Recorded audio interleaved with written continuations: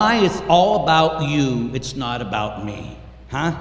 That in our family, we need to always be more concerned about others, right? You need to give up your life. For instance, like I always sit there and say, I do a lot of weddings. I don't know why people ask me to do weddings. I think they're out of their mind. But anyway, so I sit there and I do a wedding, and when I do my weddings at my parish, of course, there's always a guy and a girl there, right? Of course, in the Catholic Church anyway. And so we have the guy and the girl, and I always start with the sweetheart, the girl there, and I say, sweetheart. Yes, Father. You read the Bible every day, don't? And I do this every wedding, I'm not making this up. You read the Bible every day, don't you? And I always get, yes, Father. And I say, you lie to a priest, sweetheart, you go to hell. No, Father. And so I say, have you ever read the book of Ephesians, sweetheart? No, Father. Well, you know what it says about wives in the book of Ephesians, sweetie? No, Father. Well, let me tell you, it says, wives, be submissive to your husbands. Sweetheart, do you think that's what it means? And I always get, no, Father. And then I always go, yes, that's what it means. And I jump up and down like this, and I say, every day for the rest of your life, when you wake up in the morning, you got to think, how can I serve my husband? How can I put his needs in front of my own? And then the girl goes, ah! And then all the women, like in the congregation tonight, go, ah, ah, die, Father, die. Another reason I hate Catholic priests. Ah, ah! And the head starts spinning around, green throw up. It's unbelievable.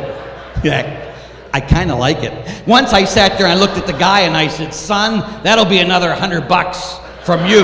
And he looked at me and says, best $100 I ever spent, Father. And all the guys are saying, yeah, Father, you tell him. I wouldn't say it, but you go ahead, Father, you say it. And all the women are saying, die, Father, die. But anyone that knows me knows I am an equal opportunity offender.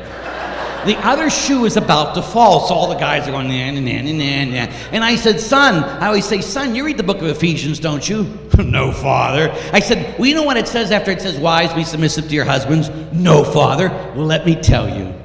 It says, husbands, love your wives. How? As Christ loved the church and gave his life for her. You know what that means, son? No, Father. Your life is over. Every day when you wake up, you got to sit there and think, how can I die for my wife?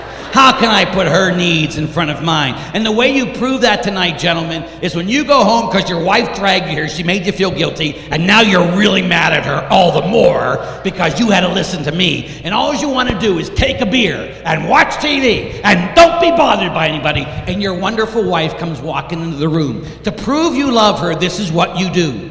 You take that remote control in your hand and you hand it to her and say, here, sweetheart, we'll watch anything you want to watch. You just died for your wife. It's the little things, guys, huh? And so, but see, that's what love is. It's always putting the other person first. It's being more concerned about others than you are about yourself. And